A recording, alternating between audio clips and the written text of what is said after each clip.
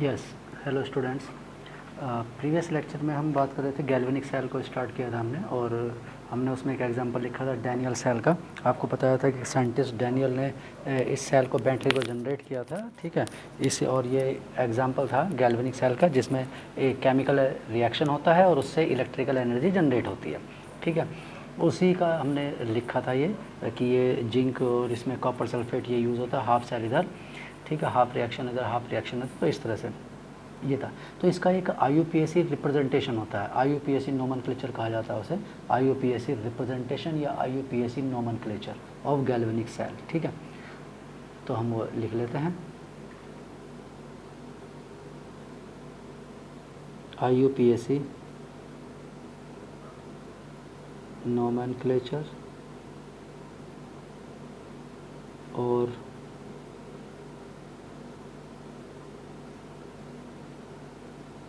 Representation of galvanic cell. किसी भी galvanic cell का IUPAC नोमेनक्लेचर या उसका रिप्रेजेंटेशन होता है। नोमेनक्लेचर का मीनिंग रिप्रेजेंटेशन ही है, या रिप्रेजेंटेशन मीनिंग नोमेनक्लेचर है, ठीक है।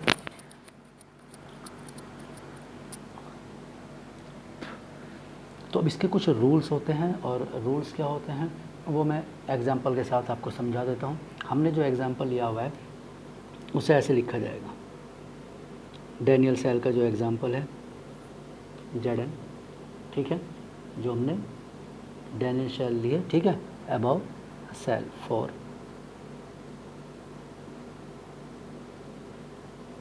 अबव सेल, ठीक है।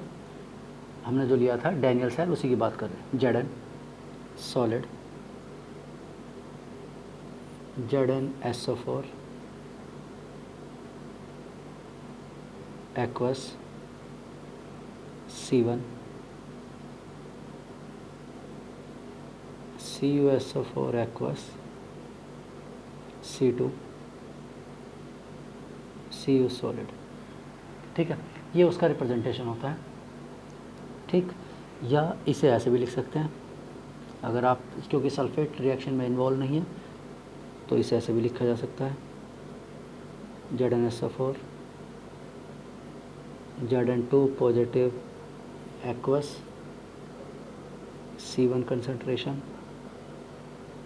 Copper 2 positive aqueous, C2 concentration, copper solid. ऐसे क्यों लिख सकते हैं? बिकॉज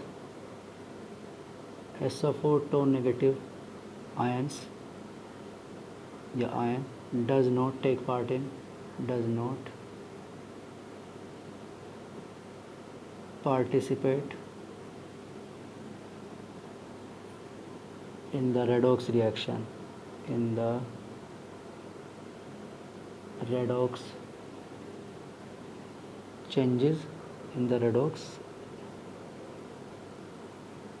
reactions और changes, इसलिए आप उसे नेगलेक्ट कर सकते हैं, ठीक है। अब ये ऐसा ही क्यों लिखा? ऐसा इसलिए लिखा जाता है क्योंकि इसमें रूल होता है, ठीक है। रूल क्या होता है कि लेफ्ट हैंड साइड और right hand side electrode must be place at the extreme end of the representation, ठीक है। पॉइंट्स होते हैं वो आपको याद रखने हैं, ठीक है। क्या होता है? इलेक्ट्रोड्स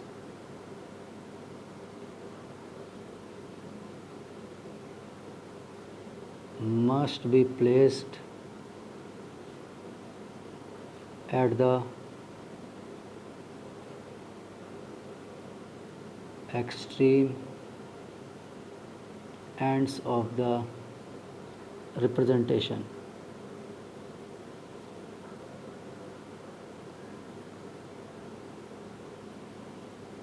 ठीक है। Extreme end of the representation, जैसे ये क्या है? Electrode,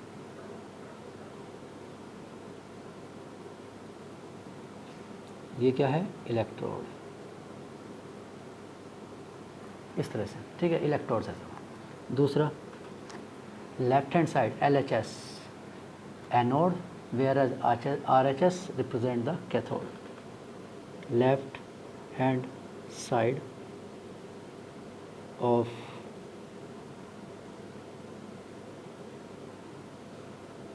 representation is for anode, whereas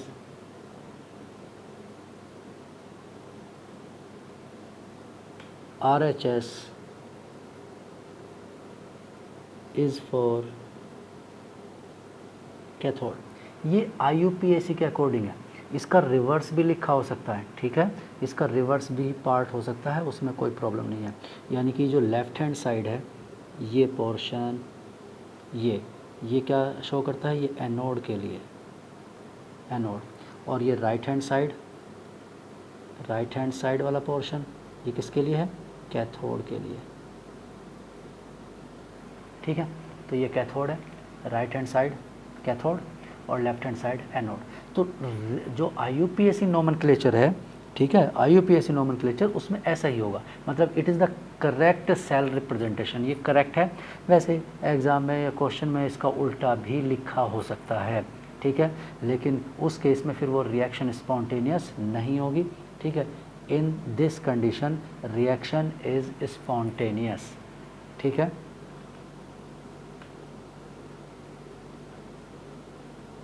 Under these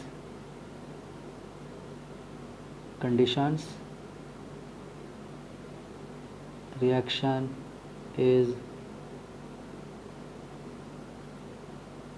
spontaneous, अपने आप हो जाएगा। लेकिन अगर उल्टा लिख दिया है तो रिएक्शन अपने आप नहीं होगा। हाँ, वोल्टेज सप्लाई करने से हो सकता है रिएक्शन, आप उसमें एनर्जी सप्लाई करोगे तो वो होगा, लेकिन अपने आप नहीं होगा, नॉन स्पॉन्टेनियस होगा। तो स्पॉन्टेनियस इस केस में होता है, ठीक है।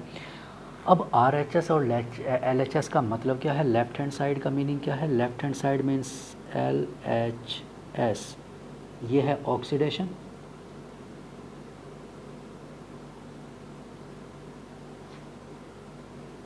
एंड राइट हैंड साइड है रिडक्शन, ठीक है। मतलब यहाँ अगर आप देखेंगे तो यहाँ पर क्या है, ये देखिए, ये है ऑक्सीडेशन,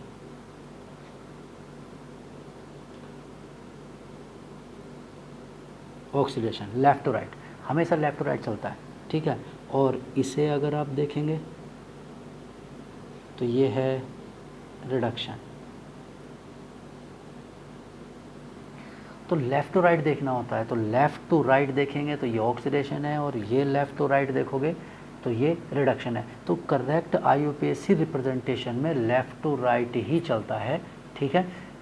99% केसेस में यही होगा। हाँ, किसी रेयर केस में रिप्रेजेंटेशन में उल्टा हो सकता है, मैं मना नहीं कर रहा हूँ कि कभी रिप्रेजेंटेशन में नहीं होगा, वो उसकी कंडीशन होती है, ठीक है। वहाँ कभी गैसेस वगैरह के केस में ऐसा उल्टा लिखा जा सकता है, अदरवाइज़ तो क्या होगा, 99% केसेस में लेफ़्ट टू राइट ही लिखा होगा, लेफ़्ट टू राइट, ठीक है, यही होता है। तो ये है इसका, ठीक। Cathode anode are separated by a double slash, ठीक है। सिंगल स्लैश क्या बताता है और डबल स्लैश क्या बताता है, ठीक, वो हम लिख लेते हैं, ठीक। ये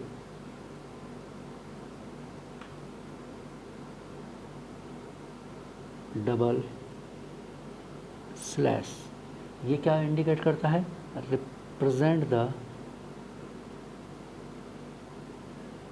represents the salt bridge, यानी double vertical line double slash represent the salt bridge, ये सॉल्ट ब्रिज की प्रेजेंस को इंडिकेट करता है, ठीक है। But it is not necessary to be present, it is not necessary to be present, ठीक है। आगे आप हम जब सेल्स पढ़ रहे हैं तो आगे सेल लिखेंगे हम, और भी डिफरेंट टाइप के स्पेसिफिक सेल लिखेंगे, कंसंट्रेशन सेल्स। तो कंसंट्रेशन सेल्स में आप ऑब्जर्व करेंगे कि वहाँ ये डबल लाइन है ही नहीं, क्यों, because there is no salt bridge, वहाँ कोई सॉल्ट ब्रिज है ही नहीं, ठीक है।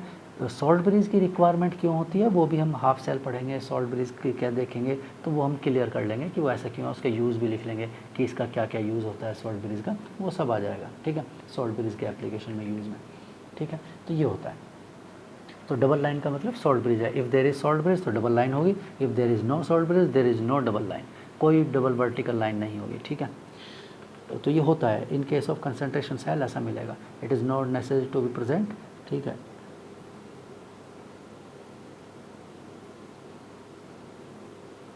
In case of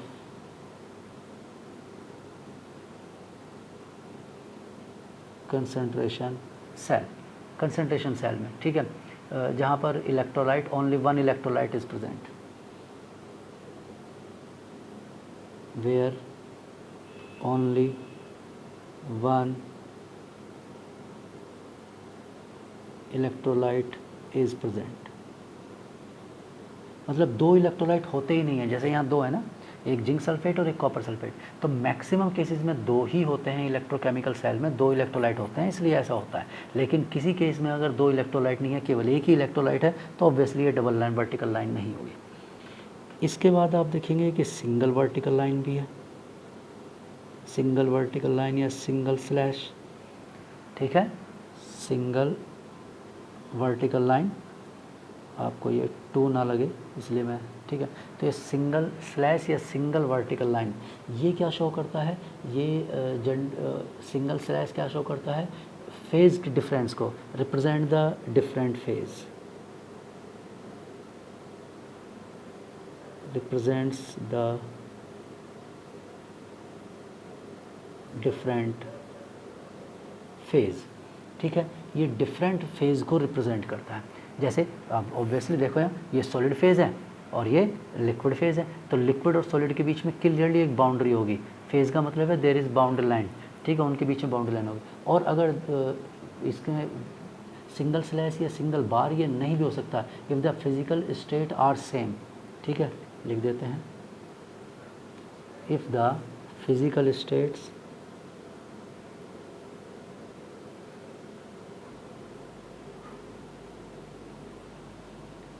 physical states are same, physical state अगर सेम है, ठीक, means there is no boundary line. ठीक है, मीन्स सेम फिजिकल स्टेट या सेम फेज। ठीक है, तो सेम फेज है, then comma is used, then comma is used in place of,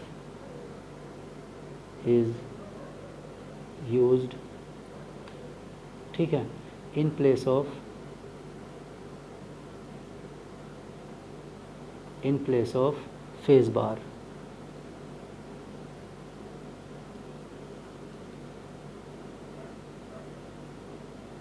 phase bar, ठीक है, तो इसके प्लेस पर, फेज बार के प्लेस पर हम क्या लिखेंगे, कोमा लिखेंगे। ऐसे भी एग्जांपल मिलेंगे अभी आपको, हम उसमें जैसे सेल पढ़ेंगे तो सब सारे रूल्स या ठीक है, वो सब आ जाएंगे, आपको ये पता चल जाएगा। ठीक, और कंसंट्रेशन क्या होता है, एनोड कैथोड का कंसंट्रेशन क्या होता है, C1 C2 concentration, salts represent with their concentration,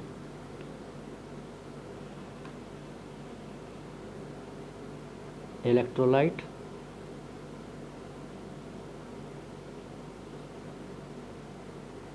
should have their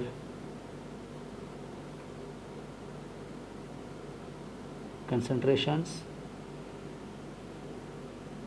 or partial pressures में in case of gases concentrations, in case of, पूरा लिख देते हैं, in case of the gases या of the gas its partial pressure is mentioned। ठीक है, तो हम क्या करेंगे, वैसे तो कंसंट्रेशन ही होंगे ज़्यादातर, पर कभी कभी गैस भी यूज़ हो सकती है, गैस यूज़ होगी तो हम उसमें उसका पार्शियल प्रेशर मेंशन करेंगे। ठीक है, क्लियर। तो ये होता है, ये है IUPAC। जैसे यहाँ पर तो यही बस ऐसे ही रूल से हम डिफाइन करते हैं, तो इससे हमें सब कुछ पता चल जाता है। IUPAC में जैसे हम किसी कंपाउंड का IUPAC नेम लिखते हैं और उससे उसकी स्ट्रक्चर, उसके अरेंजमेंट सबको आइडेंटिफाई कर लेते हैं, फंक्शनल ग्रुप वगैरह को। ऐसे ही इससे भी होता है, इससे भी हम आइडेंटिफाई करेंगे कि कौन है। देखिए जो लेफ्ट हैंड साइड पर है, इट मीन्स वो क्या ऐसा फंक्शन कर रहा है, वो क्या है, एनोड है, वो एनोड है, यानी कि जिंक का एनोड है। Zinc anode is made up of zinc. ये राइट साइड में मतलब cathode, it means copper, cathode is made up of copper, ठीक है। Zinc dipped in Zn2 positive, क्योंकि जिंक का एक वर्टिकल लाइन यानी कि इसका और इसका कॉन्टैक्ट है। Zinc rod dipped in ZnSO4 या जिंक 2 पॉजिटिव सॉल्यूशन में डिप्ड है, जिसमें C1 कंसनट्रेशन है। और ये सॉल्यूशन इस सॉल्यूशन के साथ सॉल्ट ब्रिज के थ्रू कनेक्ट है। और कॉपर मर्ज्ड इन या dipped in copper sulphate solution या copper 2 positive solution having C2 concentration. तो सब कुछ डिटेल अवेलेबल है यहाँ पर, इसी उसमें सारा कुछ फिजिकल स्टेट भी है कि कौन सॉलिड है, और एक्वा सॉल्यूशन यानी कि वो एक्वा सॉल्यूशन है, मोल्टन स्टेट भी हो सकता है यहाँ पर, ठीक है। और ये C1 C2 कंसंट्रेशन की न्यूमेरिकल वैल्यू लिखी होगी, ठीक। और ये भी आइडेंटिफाई हो गया कि कौन ऑक्सीडाइज होगा, कौन रिड्यूस होगा, लेफ्ट टू राइट, यानी zinc undergoes in oxidation whereas copper 2 positive undergoes in reduction. तो इस सेल रिप्रेजेंटेशन से we can find out the cell reaction, half cell reaction, full cell reaction, number of electrons take part in reduction और oxidation और cell reaction, ठीक है। और which undergoes in reduction, which undergoes in oxidation, सारा कुछ। मतलब किसी ई note वगैरह की भी रिक्वायरमेंट नहीं है, बस सेल का रिप्रेजेंटेशन मीन्स हमें क्लियर हो गया कि कौन किसका रिडक्शन होगा और किसका ऑक्सीडेशन होगा, ठीक है। इस तरह से ये होता है, क्लियर। चलिए अब हम बात करते हैं हाफ सेल्स की। IUPAC, अब ये मैं जब हाफ सेल लिखवाऊंगा तो मैं उस हाफ सेल को किसी दूसरे से कनेक्ट करके, दूसरी हाफ सेल से कनेक्ट करके आपको एक्सप्लेन भी कर दूंगा कि वो किस तरह से हम सेल रिप्रेजेंटेशन उसका लिखेंगे, ठीक है। एक दो एग्जांपल बता दूंगा, सारे तो नहीं, एक दो एग्जांपल आपको बता दूंगा। तो अब हम बात करते हैं हाफ सेल की।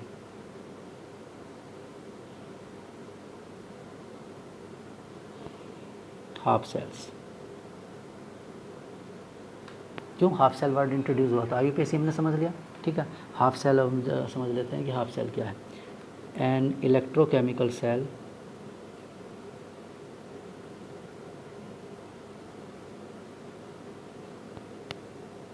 मैंने कहा ना मेनली गैल्वेनिक सेल को इलेक्ट्रोकेमिकल ही लिख देते हैं, इलेक्ट्रोलिटिक को नहीं लिखते हैं, लेकिन गैल्वेनिक सेल को इलेक्ट्रोकेमिकल लिख देते हैं। मतलब इलेक्ट्रोकेमिकल लिखा है और कुछ नहीं लिखा है और समझिए कि वो गैल्वेनिक सेल है, ठीक है। इलेक्ट्रोलाइट के लिए इलेक्ट्रोलाइट वर्ड लिखना ज़रूरी होता है, इसके लिए इलेक्ट्रोकेमिकल या गैल्वेनिक कोई भी लिख सकते हैं। An electrochemical cell consist of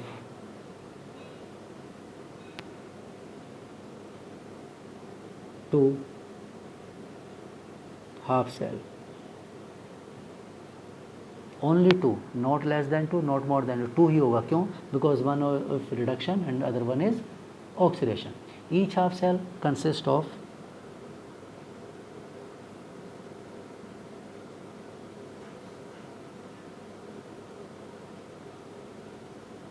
electrode, an electrode.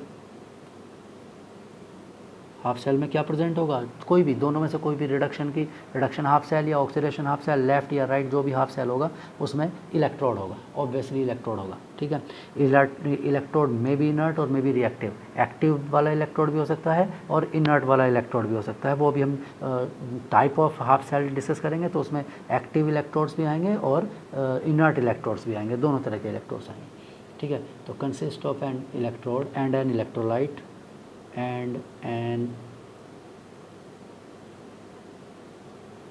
electrolyte,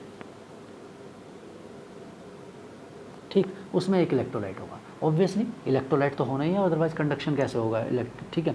तो इलेक्ट्रोलाइट और इलेक्ट्रोड ये मस्ट हैं और होते ही हैं, ठीक है। वो टाइप अलग अलग हो सकती है उनकी, ठीक है। इलेक्ट्रोलाइट एक या दो भी हो, मिक्सचर भी हो सकता है, ठीक है, 2 या 3 का सॉल्यूशन भी हो सकता है इलेक्ट्रोलाइट, ठीक है। और सिंपल कोई अकेला भी मोल्टन फॉर्म में भी हो सकता है कोई, बस इलेक्ट्रोलाइट होना चाहिए, और ऐसे ही इलेक्ट्रोड भी, ठीक है। टू हाफ सेल्स में यूज़ द सेम इलेक्ट्रोलाइट और दे में डिफरेंट इलेक्ट्रोलाइट, ठीक है। दोनों हाफ सेल में क्या हो सकता है? सेम, ठीक। द टू हाफ सेल्स में use the same electrolyte without salt bridge, ठीक है। सेम इलेक्ट्रोलाइट, अगर दोनों सेम इलेक्ट्रोलाइट यूज़ कर रहे हैं तो नो सॉल्ट ब्रिज, कोई सॉल्ट ब्रिज नहीं होगा। और they have different, they may use different electrolytes, they may use different electrolyte, तो डेफिनेटली वहाँ पर सॉल्ट ब्रिज होगा। अगर डिफरेंट इलेक्ट्रोलाइट है तो सॉल्ट ब्रिज होगा, ठीक है। ब्रिज मतलब सॉल्ट ब्रिज कोई इस तरह से ज़रूरी नहीं होता, बार भी हो सकती है, एक रोड की तरह से भी होता है, पोरस रोड होती है, वो भी हो सकता है, ठीक है। मतलब सिलेंडर टाइप का एपरेटस होता है, टेस्ट ट्यूब जैसा समझ लीजिए, ठीक है, टेस्ट ट्यूब जैसा एपरेटस होगा, ठीक, बस पोरस होता है, जो होल्स होते हैं उसमें हर साइड में, ठीक है। और अगर वो आप या फिर यू उल्टे इन्वर्टेड यू शेप होगी, वही सॉल्ट ब्रिज इन्वर्टेड यू होता है, ठीक है, तो वो यूज़ होगा इसके अंदर इलेक्ट्रोलाइट अगर डिफरेंट है, ठीक है। और chemical reaction in the cell में involve the electrolyte, the electrode on an external substance, ठीक है। इसके करेक्टर्स हैं, मतलब जो हम लिख रहे हैं हाफ सेल के क्या करेक्टर्स हैं, मतलब इसमें वैरायटी लिख रहे हैं एक तरह से हम इसकी, डिफरेंट, ठीक है। The chemical reaction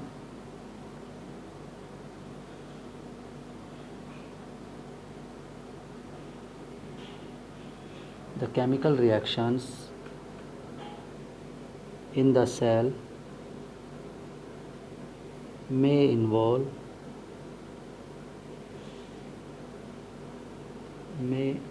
the electrolyte,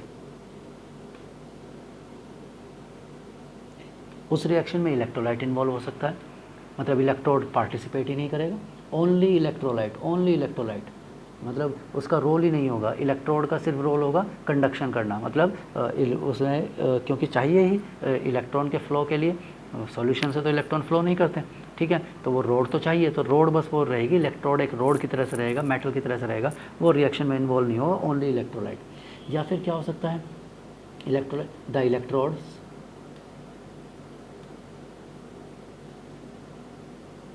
दोनों भी हो सकते हैं, इलेक्ट्रोड और इलेक्ट्रोलाइट दो, जैसे अभी था जिंक और Zn2 पॉजिटिव, इलेक्ट्रोलाइट भी पार्टिसिपेट कर रहा है और इलेक्ट्रोड भी पार्टिसिपेट कर रहा है, ठीक है। या सिर्फ और सिर्फ इलेक्ट्रोलाइट भी हो सकता है, आगे एग्जांपल लिखेंगे, ठीक है। और ये इस तरह से हो सकता है, या फिर और N external substance,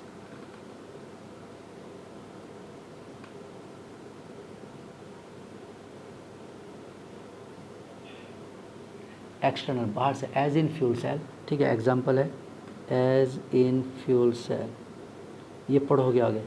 fuel cell में क्या होता है, in which may use hydrogen gas as a reactant, ठीक है, तो उसमें हाइड्रोजन गैस का रिएक्टेंट की तरह से यूज़ होता है, मतलब एक्सटर्नल सब्सटेंस भी उसमें यूज़ हो जाता है, जो वहाँ अवेलेबल नहीं है, वो बाहर से सप्लाई करते रहते हैं और उसका यूज़ होता रहता है, ठीक है, इस तरह से होता है। तो हाइड्रोजन, तो जैसे फ्यूल सेल पढ़ेंगे, as in fuel cell which में use hydrogen gas as a reactant, which में use H2 gas as a reactant, ठीक है। तो फ्यूल सेल भी हमें पढ़ना है, ये भी एक टाइप का सेल है जिसमें हमें पढ़ना है, ठीक है। आगे तो बैटरीज़ में लिखेंगे हम, फ्यूल बैटरी या फ्यूल सेल बैटरीज़ में आएगा, ठीक है। अच्छा, और इसमें सॉल्ट ब्रिज क्या होता है, salt bridge is often employed to provide ionic contact, ठीक है। तो सॉल्ट ब्रिज लिख लेते हैं,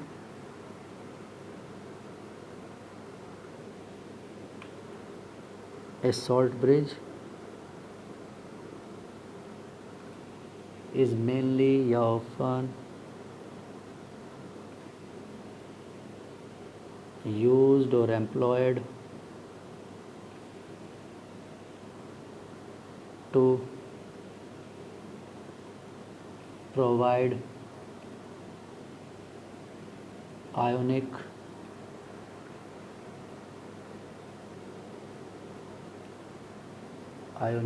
to provide ionic contact between two half cells, ionic contact between two half cells. ठीक है, दोनों हाफ सेल के बीच में ये क्या प्रोवाइड करता है, contact with different electrolytes, with different electrolytes to prevent the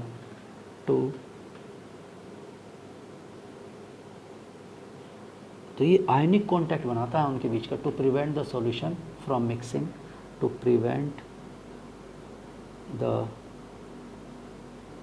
solution from mixing,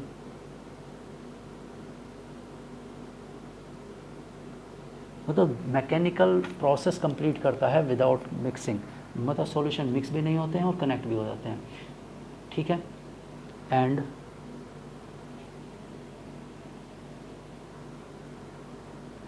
causing unwanted side reactions।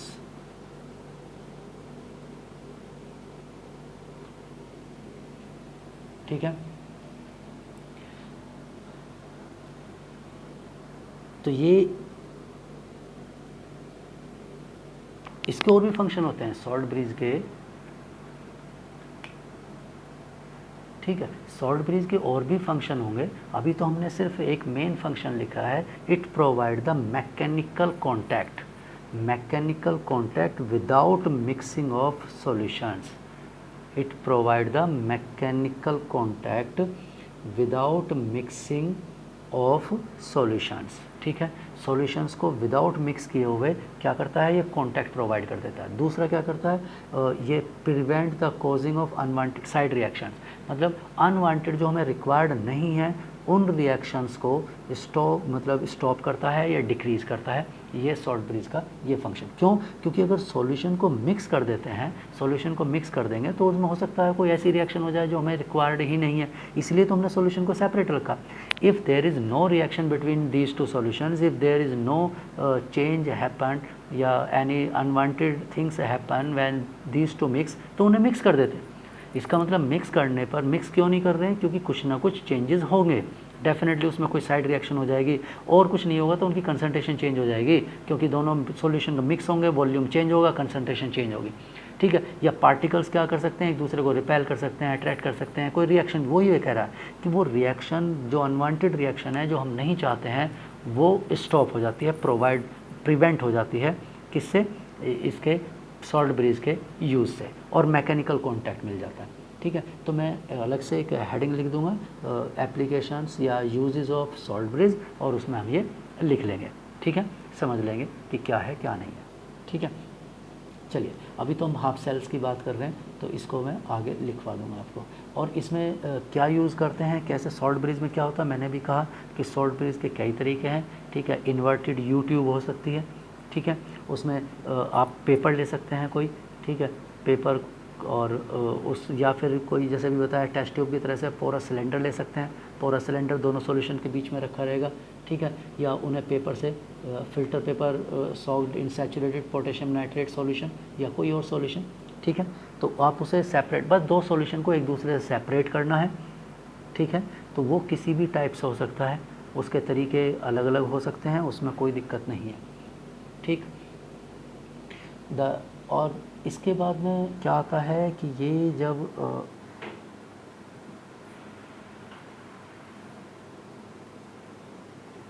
ये जब सेल हाफ सेल कंस्ट्रक्ट हो जाते हैं, ठीक है, तो स्टैंडर्ड हाफ सेल, ठीक, तो स्टैंडर्ड हाफ सेल यूज़ करते हैं। ए स्टैंडर्ड हाफ सेल, ये मैं सॉल्ट ब्रिज के फंक्शन आपको लिखवा दूंगा, अभी तो हाफ सेल की बात कर रहे हैं। A standard half cell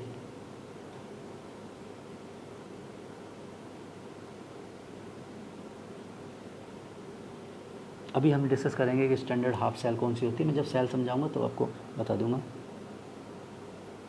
used in electrochemistry,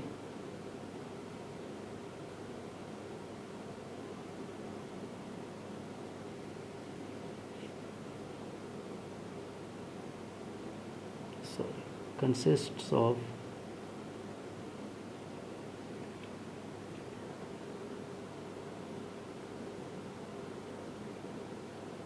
a metal electrode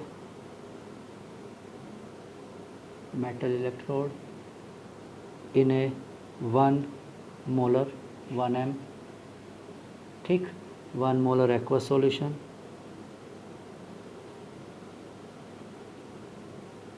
one M ही होना चाहिए, 1 aqueous solution, ठीक है, ऑफ द मेटल सॉल्ट, ठीक है, जिस मेटल का इलेक्ट्रोड है उसी का 1 m सॉल्यूशन होना चाहिए मेटल सॉल्ट, ठीक है, एट 298 केल्विन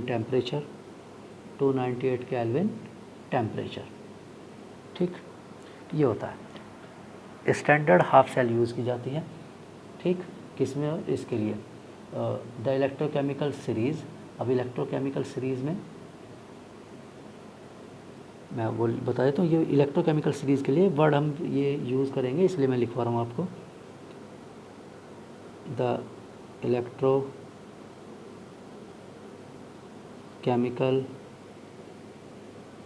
सीरीज़, ये पढ़ना है आपको, ठीक है। जैसे सॉल्ट ब्रिज पढ़ना है, हाफ सेल पढ़ रहे हैं तो हाफ सेल पढ़ रहे हैं तो उसमें सॉल्ट ब्रिज आएगा, वो हम आगे स्टडी कर देंगे अभी।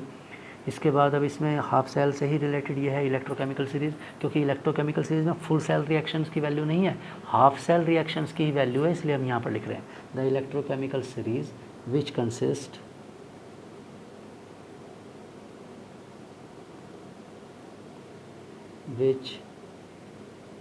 Consist of standard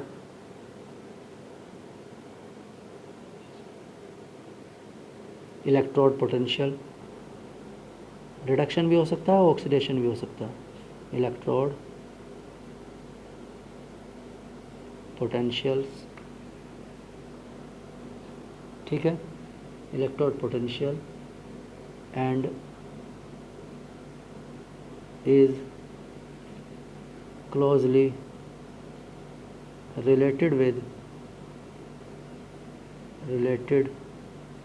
to the closely related to the reactivity series। आपने 10th क्लास में रिएक्टिविटी सीरीज़ पढ़ा होगा, सोडियम इज़ मोर रिएक्टिव, ठीक है, इस तरह से lithium is more reactive, whereas copper, silver, gold, these are noble metals, less reactivity. तो रिएक्टिविटी सीरीज़ आपने पढ़ा होगा, कैल्शियम वगैरह इन सब का, ठीक है। Reactivity series was generated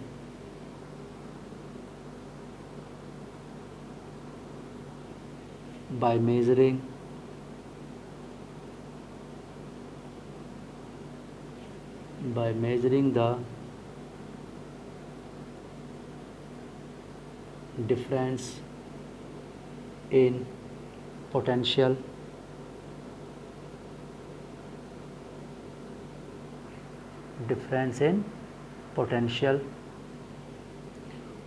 between the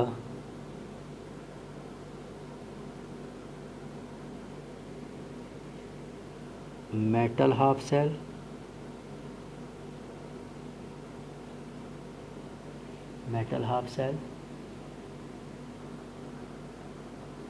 or any other half cell. Mainly तो मेटल के लिए रिएक्टिविटी, पर और भी कोई नॉन मेटल भी हो सकता है, और any other half cell in a circuit with